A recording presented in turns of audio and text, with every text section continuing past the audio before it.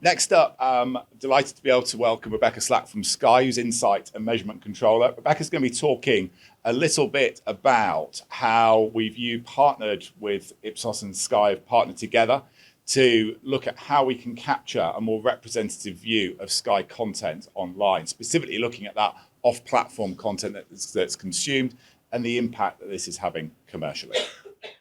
Thanks, James, and hi, everyone.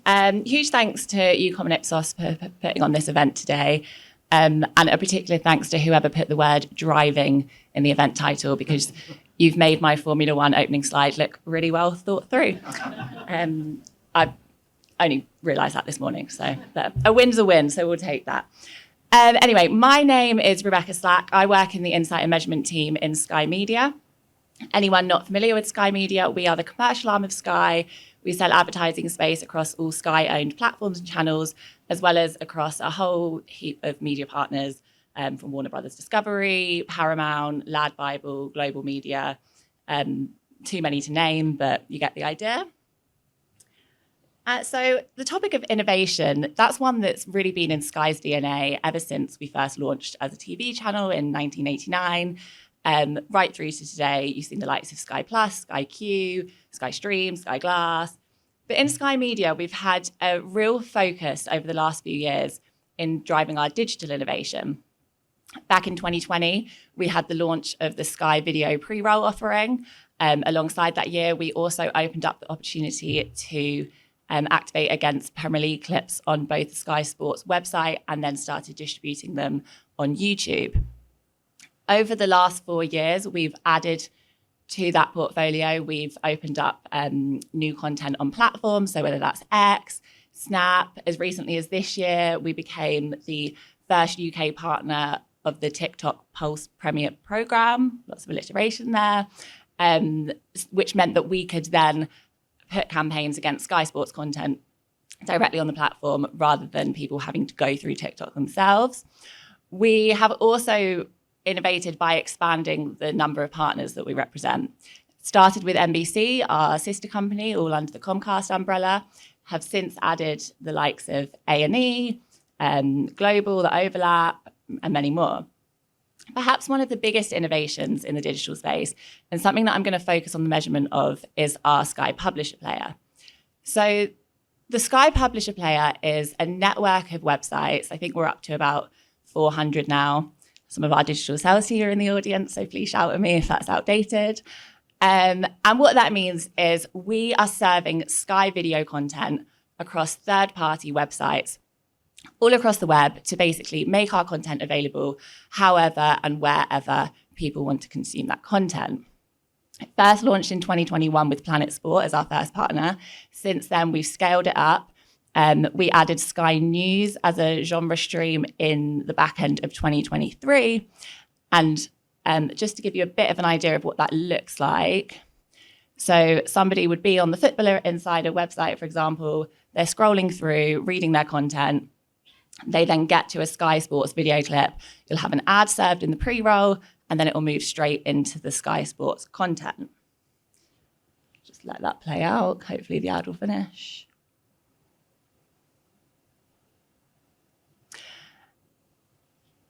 Okay, anyway, so while this is open, we knew that this was opening up our content to new audiences, but we weren't really able to properly validate that and put a number behind it. So we had the objective of trying to be able to measure the publisher player across those 400 sites alongside our other content. Now, we obviously had web analytics data and we were being able to see views, time spent, but we also just couldn't put a number behind that audience. And as one of the principles that's been spoken about today, understanding audiences provides much richer data than just the web analytics. So it kind of came about at the same time that Ipsos were launching their video measurement within the tool. Now, anyone who's familiar with how video measurement is currently picked up across websites in Irish, you'll understand that there has to be a tag on the page in order for that video event to be recognized. Now, with over 400 sites, that wasn't really going to be a realistic approach for us. We could never ask that number of publishers to, one, put a tag on. Some of them are really small partners. They don't have the infrastructure and team behind to do that. So our fabulous tech team out in Italy, that's where the publisher player is run from, worked really closely with the Ipsos team to come up with a tailored solution of how to approach this. So what we've done is we've put we've put a plugin tag directly on the player itself. The video event then, once someone watches it, regardless of whatever site, if that site's tagged or not, will be sent to Ipsos for the data collection. There's a genre tag on there because I think I mentioned that we both have Sky Sports and Sky News content on the player. That genre tag allows Ipsos to identify under which brand within the interface it should fall in. The data can then be matched to the panel. It's laced based on the video time, and then it's all goes through the cycle and ends up back in the Iris dataset. So for the first time, we would really understand the people behind the platforms when using our publisher player. And we were able to deduplicate across Sky Sports and Sky News to get what we've got, an average monthly audience of 5.2 million across the year to date. That's 3.5 million for sports, 2.2 for Sky News. Now, in terms of a strategic approach for this, it's a lot easier to distribute sports content more widely across the web. Obviously, with Sky Sports, you have to be incredibly careful about which publishers we're working with. It's more of a sensitive topic. Sky Sports, we recognize that we were in a really fortunate position with the background of Sky being a broadcaster, and everything online is moving more and more towards video. A lot of the publishers that we work with across the publisher player are written first content providers. And what we're able to do is really help boost their engagement by providing that video on there. But it's all completely controlled through the Sky player. So there's all that brand safety with both the advertising and the content.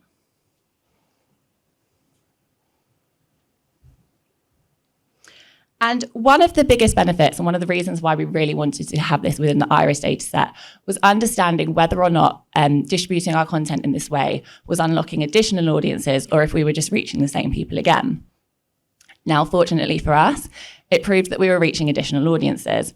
What you can see here on on both charts is a reach build, starting with the Sky Sports on the left. We've got the website, then the Sky Sports app, then the publisher player.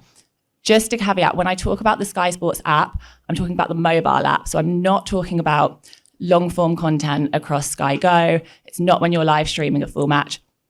That's what we would classify under our Beaver proposition. This is all our digital short form offering. So you can see that actually for Sky Sports in particular, you've got just under half of the publisher player audience is completely unique and not reached across the website and app. Smaller for Sky News, but you're obviously coming from a much bigger base. And as I said, there's been less of a strategic approach to ramp that up, but you're still getting 500,000 incremental audience. Now, if you remember from my first innovation slide, you'll notice that we're working with a lot of platforms to also distribute our content across social media platforms. And one of the biggest ones that we have been working with throughout the years is YouTube. Now, I know Google in the room, we have a really great partnership with YouTube. We distribute a lot of our content on there and we represent other publishers in terms of where we come from, a sales house. But just focusing on sports and news, we continue to distribute on the platform because we know when it comes to small screen devices, people are going there and people are engaging with it. So far this year, we've had over 2 billion global views to Sky Sports and Sky News alone. The Sky Sports portfolio has seen its 9th consecutive year of growth. We're on track to finish with our 10th consecutive year of growth. And that's, sorry, I'm trying to step that. That's a mixture of both organic growth and engagement and also the fact that we've built more and more channels on there. We've got specialist channels for Sky Sports Premier League, Sky Sports Golf, F1, and continue to expand that. So we were delighted with the Google and UKOM collaboration that happened earlier this year because what it allowed us to do was look at our video offering in a much more holistic way and bring that in to our reporting as well. So this is exactly the same chart for Sky Sports as we had before, but what we're now able to do is build upon that one step further and add in the Sky Sports YouTube channel. I'm sure everyone is aware, but just as a complete reminder, this is across small screens only. We also have quite a large number of people watching across CTV, not measured. So, but what we're really, really pleased to see here is that actually the majority of our Sky Sports YouTube is incremental. So really approaching that distribution strategy across the other platforms, it's not cannibalizing our audiences from our owned and operated. It's just bringing in new people and expanding the fandom of sports. Similar story for news, but I just wanted to include it as well. Again, we had an incremental audience of 1.9 million. And if you look at the Sky News website reach of 18.8, as soon as you start adding in the apps, SPP is the Sky Publisher Player, and Sky News YouTube, we're reaching 22 million UK adults every single month. But it's not just the Sky properties that we're interested in. As I mentioned, Sky Media, we are an advertising sales house, and we represent a lot of partner channels as well.